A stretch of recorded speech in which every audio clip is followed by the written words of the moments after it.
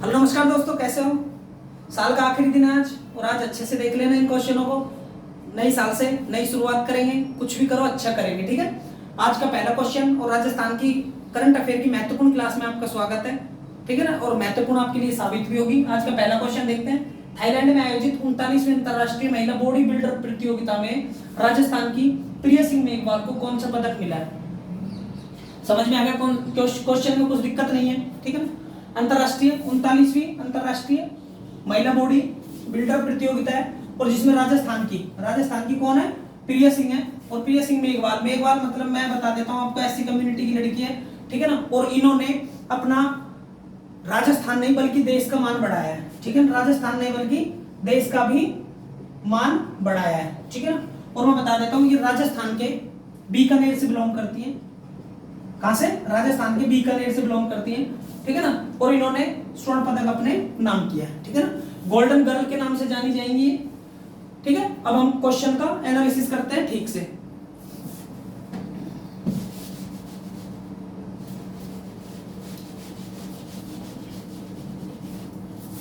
प्रिया मेघवाल की बात बता देता हूं आपको। ये प्रिया मेघवाल जी हैं, ये बीकानेर में इनका मतलब बीकानेर से है ये, ठीक है ना, बीकानेर से है। और महज 8 वर्ष की उम्र में अल्पायु में इनकी शादी हो गई थी, ठीक है ना। अब 2 बच्चे, ठीक है ना। कितने बच्चे? 2 बच्चे, 8। लेकिन इन्होंने संघर्ष किया। मैं आपको बता देता हूं, इन्होंने बकरियां चराई हैं, ठीक है ना, 5वीं क्लास पढ़ने के बाद, ठीक है। 5वीं क्लास पढ़ने के बाद इनको कुछ सुविधाएं नहीं मिली। आपको बता देता हूं, इनकी कंडीशन, आर्थिक स्थिति ठीक नहीं थी। उस टाइम इन्होंने संघर्ष किया। 8 वर्ष की उम्र में इनकी शादी हो गई। आप सोचकर देखो, जब ये 5वीं क्लास में थी, ठीक है ना, 4वीं 5वीं में थी, तो इनकी शादी हो जाती है। और इनका मतलब इन्होंने अपना एक संकल्प ले लिया कि मुझे तो काम करना है कुछ अच्छा। और आज की डेट में ये गोल्डन गर्ल के नाम से जानी जाती हैं, और ये पूरे देश में फेमस हो चुकी हैं, ठीक है ना, प्रिया मेघवाल जी। अब हम बात करते हैं इनका जो करियर रहा है वो कैसे रहा है। ये 2018 में, 2019 में और 2020 में 3 बार मिस राजस्थान रह चुकी हैं। किसमें? बॉडी बिल्डिंग में, ठीक है ना। किसमें? बॉडी बिल्डिंग में ये 3 बार मिस राजस्थान रह चुकी हैं। अब 2018, 19 और 20 और 22 में इन्होंने थाईलैंड में, कहां पर? थाईलैंड में, ठीक है ना। इन्होंने क्या जीत लिया? गोल्ड मेडल अपने नाम कर लिया, ठीक है। और 39वीं प्रतियोगिता है। अब हम बात करते हैं बैंकॉक की राजधानी क्या है। सॉरी, थाईलैंड की राजधानी बैंकॉक है, ठीक है ना। और ये एशिया महाद्वीप का ही देश है। अब हम आते हैं, अब हम देखो, भारत की अगर मैं बात करता हूं, भारत की पहली बॉडी बिल्डर महिला कौन है? तो अश्विनी वास्कर है। कौन है? अश्विनी वास्कर। अगर हम बात करते हैं हमारे देश में, लवलीना एक बोरगोहन है, ठीक है, एक निकहत जरीन है, और सबसे जो टॉप नाम है वो मैं आपको बताता हूं, MC मैरीकॉम। इनका नाम तो आपने सुना ही होगा, तो मैं आपको बता देता हूं, लवलीना बोरगोहन और MC मैरीकॉम मणिपुर से बिलोंग करती हैं। लवलीना बोरगोहन असम से बिलोंग करती हैं, और इन्होंने टोक्यो ओलंपिक में इन्होंने मेडल जीते। उसके बाद निकहत जरीन, जो कि तेलंगाना से संबंध रखती हैं, तेलंगाना की है, इन्होंने गोल्ड मेडल जीता है। तो हमारे देश में बहुत सारी लेडीज हैं जिन्होंने अपने नाम ऊंचाइयों को छू रखे हैं। अब हम कुछ राजस्थान की लड़कियों के बारे में बात कर लेते हैं। राजस्थान की कुछ सुपरस्टार लड़कियां जो कि रियलिटी में सुपरस्टार है, जैसे कि मिताली राज, कौन है? मिताली राज, जो एक क्रिकेटर है, ठीक है ना, कौन है? क्रिकेटर है, और ये जोधपुर से बिलोंग करती है, ये जोधपुर की रहने वाली है, ठीक है ना। एक अपूर्वी चंदेला है, अपूर्वी चंदेला, और ये निशानेबाजी में है, ठीक है ना, किसमें? निशानेबाजी में, और ये जयपुर से संबंध रखती है।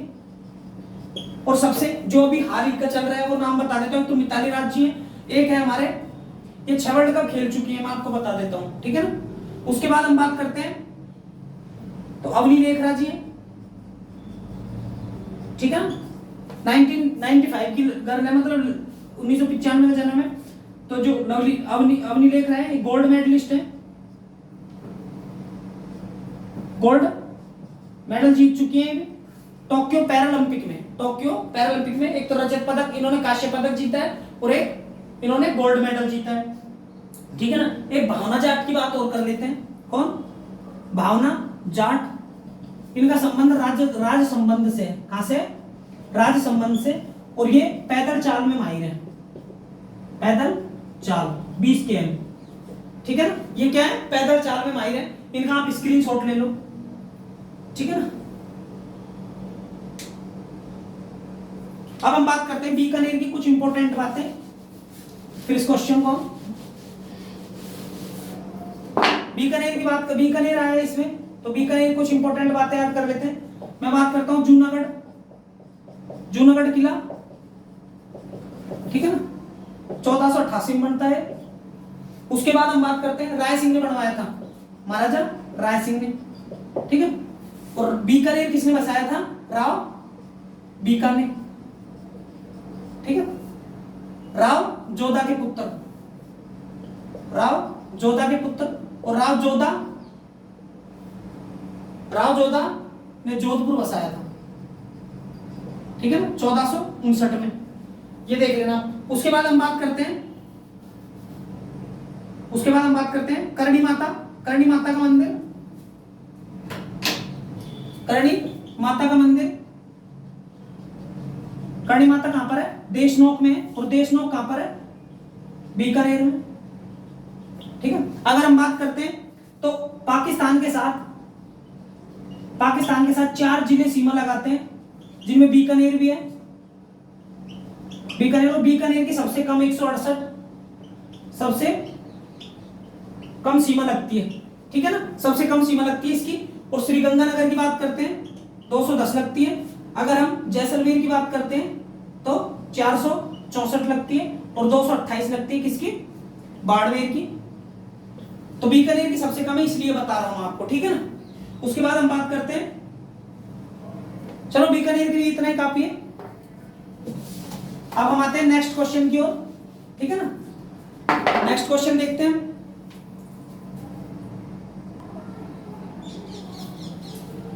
हाँ फ्रेंड, हमारा दूसरा क्वेश्चन देखते हैं।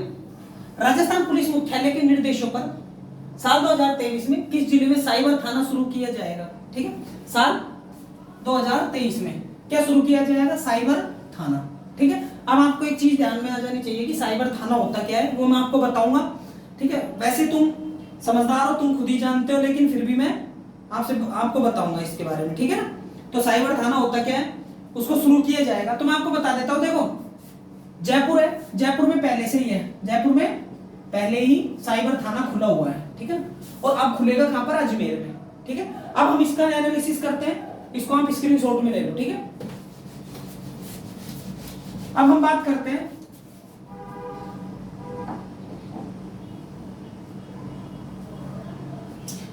साल 2023 में तोहफे के रूप में अजमेर जिले को साइबर थाना दिया जाएगा। और ऐसा किसने बताया? हमारे पुलिस महानिदेशक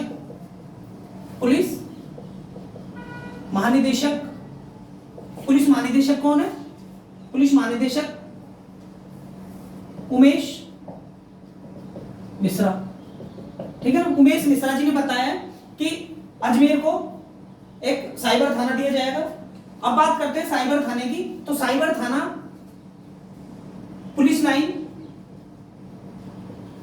पुलिस लाइन भवन में अजमेर में संचालित किया जाएगा, ठीक है ना। अब हम इसको, तो ये तो होगा इसकी मतलब लोकेशन कहां पर ये होगा, कहां पर नहीं, ठीक है ना। अब हम बात करेंगे इसकी इंपॉर्टेंट, क्या इंपॉर्टेंट, कि इसको हमको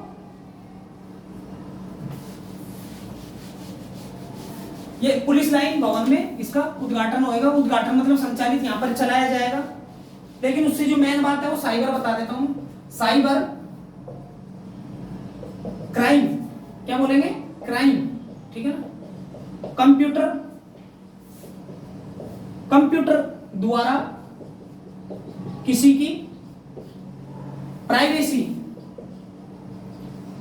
या फिर गोपनीयता को ठेस पहुंचाना, ब्लैकमेलिंग, ठीक है ना। क्या करना, ब्लैकमेलिंग। तो ये क्या होता है, साइबर क्राइम होता है। कंप्यूटर के द्वारा लोगों को ठगी करना, लोगों के साथ लूट करना, लोगों को कुछ भी करना, लोगों की गोपनीयता भंग करना। मैं आपको बता देता, गोपनीयता का एक केस था, केस पुट्टा स्वामी केस,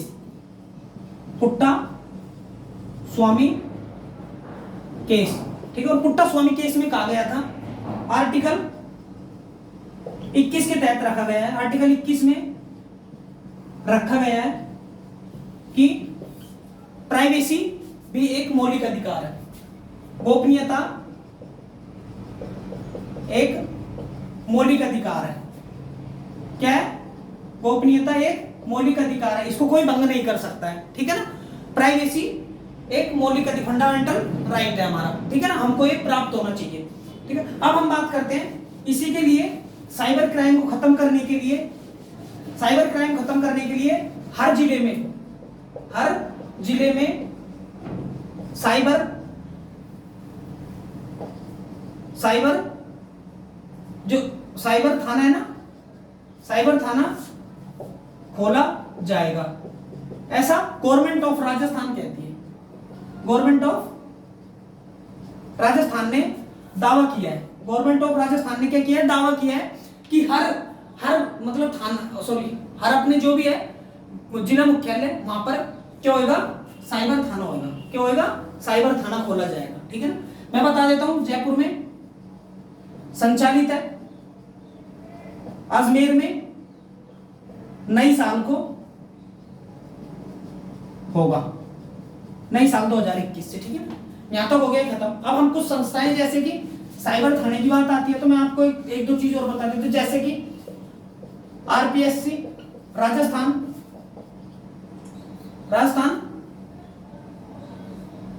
लोक सेवा आयोग, ठीक है। इसका मुख्यालय भी अजमेर में, ठीक है। इसका मुख्यालय भी कहां पर है, अजमेर में, और इसकी स्थापना 1949 में होती है। उसी तरीके से राजस्थान हाई कोर्ट की स्थापना 1949 में होती है, और कहां पर होती है, जयपुर में, ठीक है ना। स्थापना इसकी कहां पर होती है, जोधपुर में होती है, खंडपीठ बनाई जाती है, ठीक है ना। कहां पर होती है, जोधपुर में होती है। उसके बाद अगर हम बात करेंगे, देखो माध्यमिक शिक्षा बोर्ड कहां पर है, माध्यमिक शिक्षा बोर्ड कहां पर है, अजमेर में, ठीक है। तो ये इंपॉर्टेंट चीजें हैं, आपको ये चीजें तो आपको दिमाग में होनी ही चाहिए, ठीक है ना। ये चीजें तो आपके दिमाग में होनी चाहिए, ठीक है। उसके बाद हम बात करते हैं राजस्थान पुलिस मुख्यालय,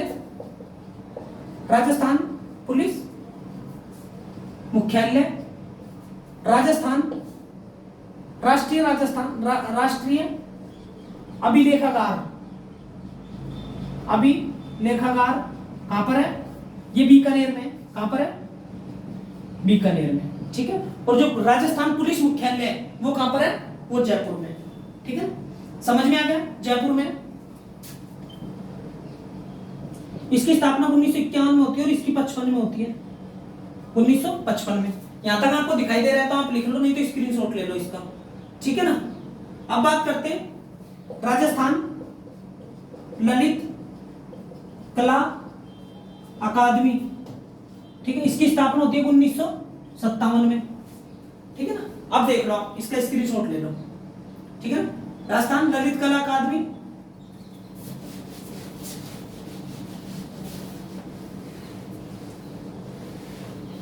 ये कहां पर है? जयपुर में, ठीक है, राजस्थान ललित कला अकादमी। उसके बाद आपको ये तो पता ही होगा Maharaja school of art, Maharaja school of art Jaipur में है। इसकी सबसे पहले स्थापना होती है 1844 में जयपुर में। उसके साथ काजरी की बात करते हैं और आफरी की बात करते हैं, ये कहां पर है? जोधपुर में, ठीक है। कहां पर है काजरी और आफरी? काजरी की बात करते हैं, केंद्रीय शुष्क क्षेत्र अनुसंधान संस्थान है, केंद्रीय शुष्क अनुसंधान, केंद्रीय शुष्क अनुसंधान संस्थान, ठीक है ना, काजरी का। जोधपुर में इसकी मतलब जोधपुर में स्थित है, ठीक है ना। इसकी स्थापना हम बात करते हैं तो 1952 में होती है। अब हमारे पास एक दो और है, मैं आपको वो भी लिखवा देता हूं। इससे पहले आपको समझ में आ रही है राइटिंग, नहीं आ रही मुझे नहीं पता, लेकिन आप इनको मैं बोलते जा रहा हूं, आप लिखते जाओ, ठीक है ना। अगर हम बात करते हैं एक अरबी फारसी शोध संस्थान है, तो वो कहां पर है? टोंक में है। कहां पर है? टोंक में, ठीक है। टोंक में आपको बता देता हूं, नवाबों की नगरी टोंक है हमारे, कहां पर? राजस्थान में। और भारत की नवाबों की नगरी लखनऊ है, नवाबों की, ठीक है, नवाबों की नगरी। और राजस्थान की नवाबों की नगरी कौन सी है? टोंक है, ठीक है। अरबी फारसी जो भी है इसकी स्थापना होती है 1978 में, ठीक है ना। और आपको शायद ध्यान होगा कि 1978 में पर्यटन विभाग की स्थापना भी होती है, पर्यटन विभाग की स्थापना, ठीक है। अब हमारे पास ये हो गया। अब हमारे पास बचा है एक तो सरसों अनुसंधान केंद्र बचा है और एक ब्रजवासी अकादमी, एक है ब्रजवासी अकादमी, इसकी स्थापना होती है 1986 में, ठीक है। एक सरसों अनुसंधान केंद्र, इसकी स्थापना 1990 में होती है और ये होती है भरतपुर में और ये होती है जयपुर में, ठीक है। ये ब्रजवासी भरतपुर में ही है शायद, ब्रजवासी भरतपुर में है, ब्रजवासी भरतपुर में ही है, ठीक है ना। तो मित्रों आप इनका स्क्रीनशॉट लो। मैं दूसरे क्वेश्चन की ओर बढ़ता हूं, सॉरी लास्ट का क्वेश्चन है तीसरा, आपको समझ में आएंगे, ठीक है ना। आप इसको screenshot low.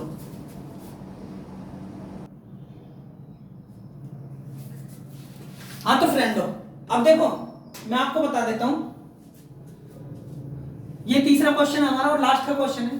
Rajiv Gandhi scholarship for excellence योजना में 65 करोड़ रुपए के अतिरिक्त बजट का प्रावधान किया, ठीक है।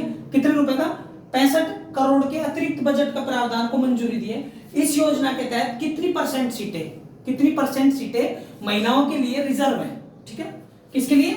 महिलाओं के लिए आरक्षित है, ठीक है ना। तो मैं आपको बता देता हूं, इसको मैं आपको डिटेल में समझाऊंगा, लेकिन उससे पहले हम लिख लेते हैं इसमें 30% सीट है ना, 30% सीट महिलाओं के लिए आरक्षित है, ठीक है ना। अब हम क्वेश्चन की बात करते हैं कि क्वेश्चन क्या कहना चाह रहा है और क्या नहीं।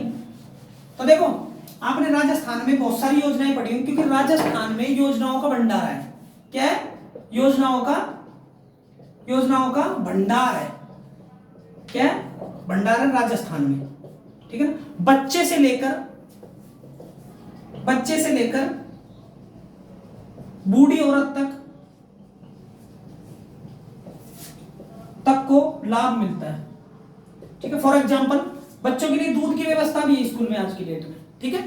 उसके बाद बात करते हैं योजनाओं का भंडार राजस्थान में। तो उसी चीज को ध्यान में रखते हुए हमारे राज्य से, ठीक है, हमारे भारत से, राज्य की बात नहीं कर रहा, भारत की बात कर रहा हूं, भारत से 200 व्यक्ति out of country, out of country जाते हैं। किस लिए जाते हैं? पढ़ाई करने के लिए, ठीक है। और पढ़ाई करने के लिए वो, मैं आपको बता देता हूं, स्कॉलरशिप बेस पर जाते हैं। किस पर जाते हैं? स्कॉलरशिप बेस पर, ठीक है ना, स्कॉलरशिप बेस पर जाते हैं। और इनको स्कॉलरशिप कौन? गवर्नमेंट ऑफ राजस्थान देगी, गवर्नमेंट ऑफ इंडिया भी देती है। तो जैसे मैं आपको बता देता हूं, जैसे यूनिवर्सिटी कैलिफोर्निया हो गई, उसके बाद ऑक्सफोर्ड यूनिवर्सिटी हो गई, ठीक है, ऑक्सफोर्ड हो गई, उसके बाद टोरंटो हो गई, ठीक है ना। तो ऐसी बहुत सारी जो अपनी मतलब बहुत सारी विदेश में ऐसी वो है जो मतलब यूनिवर्सिटी जहां पर लोगों को मतलब सरकारी खर्चे के रूप में पैसे दिए जाते हैं। अब मैं इसकी कंडीशन बता देता हूं, इसमें कौन कौन सी कंडीशन है जो आपको देखने को मिलेगी कि आप जा पाओगे या नहीं जा पाओगे, ठीक है ना। इसके बाद जैसे स्टैनफोर्ड हो गई, ठीक है, ऐसे बहुत सारी है, मैं आपको लिखवा दूंगा। लेकिन देखो जिसकी आय 8 लाख है, 8 लाख से कम है, कोई भी महिला पुरुष जा सकता है, ठीक है। लेकिन अब जो अब संशोधित किया है वो है 25 लाख सालाना, 25 लाख सालाना जिसकी आय है वो महिला भी इसमें पार्टिसिपेट कर सकती है, मतलब कि इसमें हिस्सा ले सकती है। हिस्सा लेने का मतलब इसका लाभ उठा सकती है, ठीक है ना। राजस्थान के मूल निवासी भी इसका फायदा उठा सकेंगे। और विदेश की तरह तरह की यूनिवर्सिटी में आपको मौका मिलेगा पढ़ने का, ठीक है। इसी चीज को ध्यान में रखते हुए 30% महिलाओं को आरक्षण दिया गया है, ठीक है ना। लेकिन महिलाओं के लिए परिवार किया है 25 लाख हो, वही महिलाएं जाएंगी। 150 यूनिवर्सिटियों को रखा गया है, 150 यूनिवर्सिटियों को रखा गया है। कितनी यूनिवर्सिटियों को? 150, जो मैंने आपको नाम बता दिए। ऑक्सफोर्ड हो गई, ठीक है ना, इसके एडमिशन के लिए हार्वर्ड यूनिवर्सिटी हो गई, बहुत सारी यूनिवर्सिटियां आप देखना, गूगल पर सर्च करना, ठीक है ना। अब राजस्थान की बात करते हैं। राजस्थान में एक RSCIT फ्री हो रहा है, RSCIT महिलाओं के लिए, ठीक है ना, ठीक है ना। उसके बाद महिलाओं के लिए स्कूटी योजना है, स्कूटी योजना फ्री है। बच्चों के लिए बाल गोपाल योजना फ्री है, ठीक है ना। कालीबाई महिला स्कूटी योजना। तो ऐसी बहुत सारी योजनाएं हैं जो महिलाओं के लिए बेटर है, ठीक है। और उसी चीज को ध्यान में रखते हुए गवर्नमेंट ऑफ राजस्थान इंडिया ने ये निर्णय किया है कि जो लोग जाते हैं उसमें 30% महिलाओं को आरक्षण दिया जाएगा, ठीक है मित्रों। तो आज की क्लास का हम यही समापन करते हैं। और आपको मैं बता देता हूं कि नेक्स्ट डे भी हम ऐसे ही क्वेश्चन लेकर आएंगे, आप देखना और अपनी नई साल बेस्ट तरीके से गुजारना, ठीक है दोस्तों। Bye bye.